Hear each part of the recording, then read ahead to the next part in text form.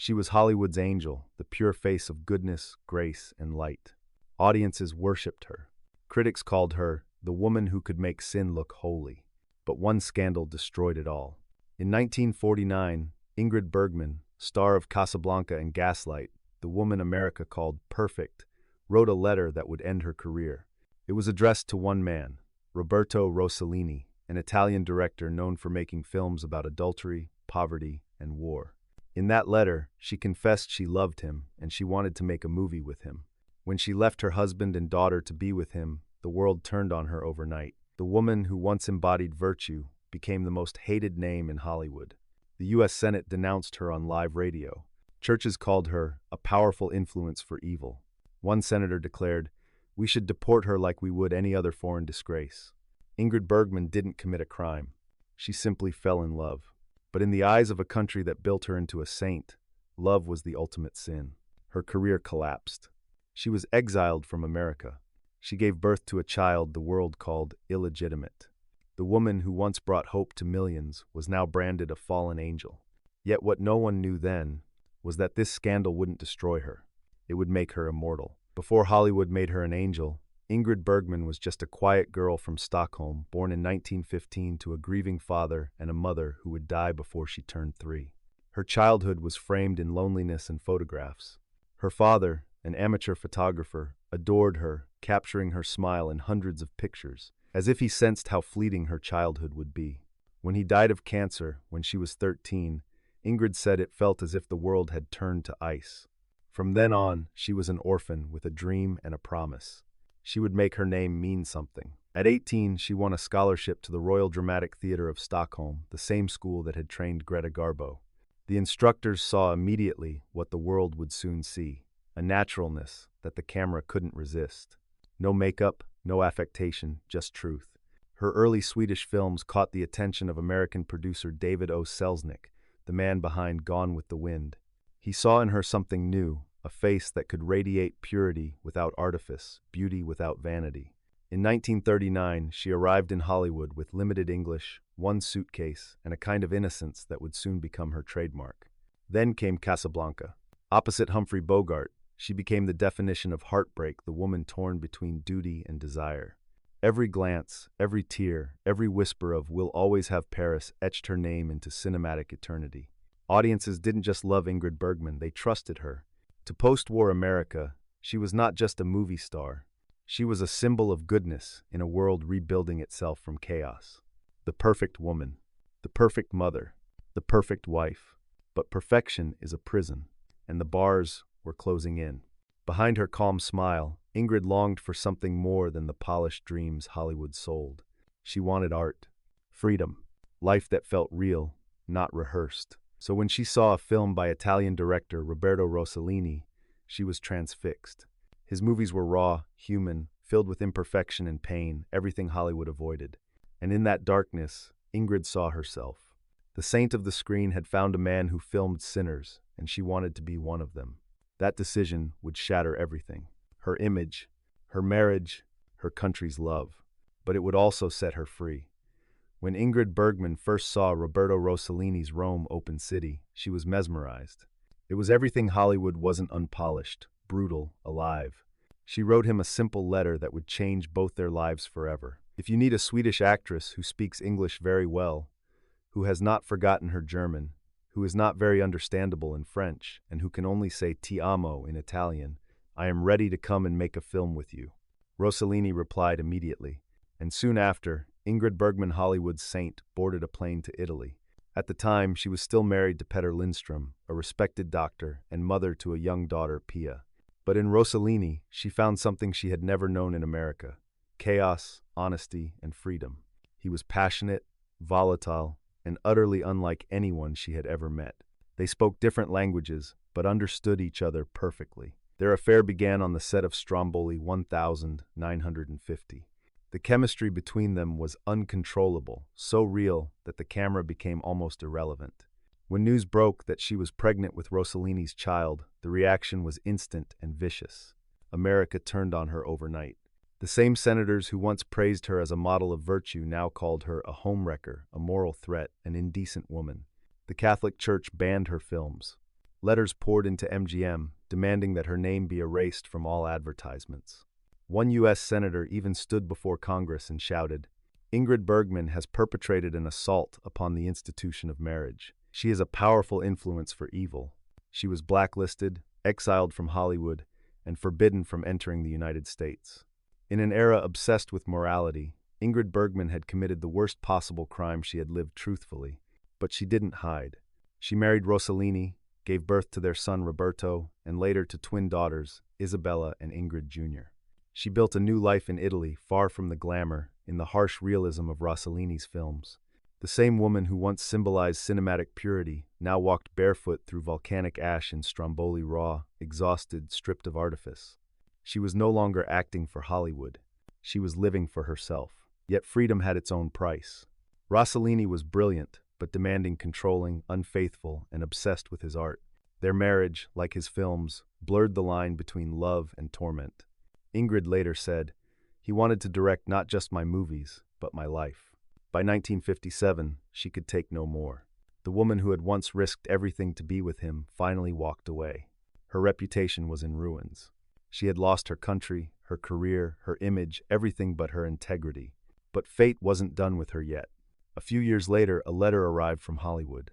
It was an invitation and an apology. They wanted her back. When Ingrid Bergman finally returned to Hollywood in 1956, it wasn't with a press conference or an apology. It was with a performance. The film was Anastasia, the story of a lost princess, exiled, shamed, forgotten, trying to prove that she still belonged. It was the perfect mirror to her own life. For years, America had erased her. But as the lights dimmed and she appeared on screen, the audience gasped. They saw not a fallen woman, but a survivor. A face more human, more weathered, more real. When she won the Academy Award for Best Actress, the same Congress that once condemned her now applauded. But Ingrid didn't attend the ceremony. She stayed in Europe, calm, distant, and perhaps still wounded. In her acceptance speech, delivered by a friend, she said simply, "I've been gone too long. Thank you for welcoming me back." It was not forgiveness she sought, it was understanding. Behind the elegance and composure, though, there was an ache that never left her. Her marriage to Rossellini had ended bitterly. Her relationship with her first husband had been destroyed. And her daughter Pia, the child she had left behind, would not speak to her for years. When journalists asked if she regretted her choices, she smiled softly and said, "I've done things that people said were wrong, but I've lived a life I can call my own." That life, however, was haunted by contradiction. In public, she was graceful and composed, the image of dignity. In private, she battled guilt, loneliness, and the quiet pain of exile that never really ended. She continued to work. The Inn of the Sixth Happiness, Autumn Sonata, Murder on the Orient Express. Each role seemed like a confession, another attempt to translate her own story into art. When she played a mother in Autumn Sonata, opposite Liv Ullmann, the lines between acting and truth blurred again. The film was about a daughter confronting the mother who had abandoned her, and every word cut close to the bone. After the final scene, Ingrid reportedly cried long after the cameras stopped rolling. By then, she was fighting her final battle, breast cancer. Yet even as her body weakened, her spirit did not. She worked until the very end, determined to die as she had lived on her own terms. On her 67th birthday, the 29th of August 1982, Ingrid Bergman passed away in her London apartment, surrounded by flowers and photographs of her children. The world mourned the loss of a legend, but perhaps what they truly mourned was the last trace of an era when beauty, rebellion, and courage could coexist in one woman. In the end, she had lived the truth. No one in Hollywood dared to speak. That to be adored is easy, but to be real, that takes everything. From this channel's point of view, Ingrid Bergman didn't destroy her image, she reclaimed it. She was the first woman in Hollywood, brave enough to stop performing perfection and start living truth. Her scandal wasn't a fall from grace. It was a revolution. In the 1,940 seconds, Hollywood built Ingrid into a saint, the gentle wife, the moral compass, the untouchable muse. And then she did the one thing saints aren't allowed to do. She wanted more. She wanted life beyond the lens, messy, passionate, human. The world called her sinful. But the sin wasn't hers. It belonged to the culture that worshipped women for their purity, then crucified them the moment they became real. When Ingrid left her husband and child, she broke more than a marriage, she broke an illusion. She reminded everyone that actresses are not angels, and that the screen doesn't own the soul behind it. Hollywood had created her as an icon of virtue, and when she refused to keep playing that role, they erased her. But erasure didn't destroy her. It revealed her. Her return with Anastasia wasn't just a comeback, it was redemption on her own terms. She didn't beg for forgiveness. She didn't apologize for the life she lived. She simply acted with depth, vulnerability, and truth that no studio could script. Ingrid Bergman was the prototype for every woman who came after, for Elizabeth Taylor, for Jane Fonda, for every actress who refused to be silenced by scandal. She proved that morality in Hollywood was never about goodness, it was about control. And she broke it. She once said, "I've gone from saint to whore and back to saint again, all in one lifetime." That line wasn't bitterness, it was triumph.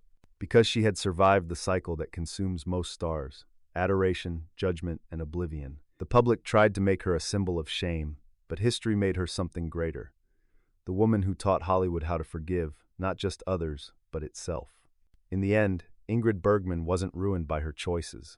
She was defined by them. She lived a life that was honest, and for a woman in her time, that was the boldest act of all. She didn't play the saint. She didn't play the sinner. She played herself, and that's what made her unforgettable. In the end, Ingrid Bergman found peace in the same way she found truth, quietly. There were no crowds, no cameras, no final curtain call.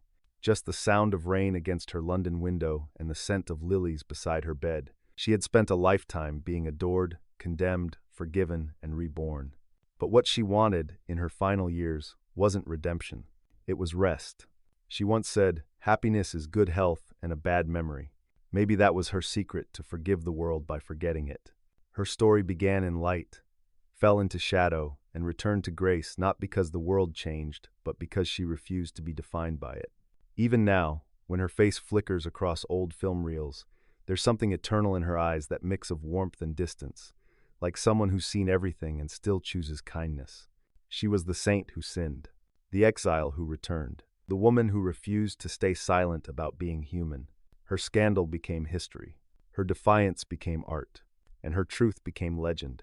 Every generation since has seen a reflection of her, the actress who wants to live honestly, the woman who refuses to apologize for loving, the soul that knows perfection is a lie. Ingrid Bergman didn't just act in great films, she lived a story the world wasn't ready to hear. But time, as it always does, caught up with her truth. Now, when she smiles in Casablanca or cries in Autumn Sonata, we understand. It wasn't just performance, it was confession. Some stars burn out, some are forgotten, but a few, the ones who dared to live freely, shine forever, even in silence. Ingrid Bergman was one of them. Not because she was perfect, but because she never pretended to be. Some stories fade. Some stories are never meant to be known. But now, you know,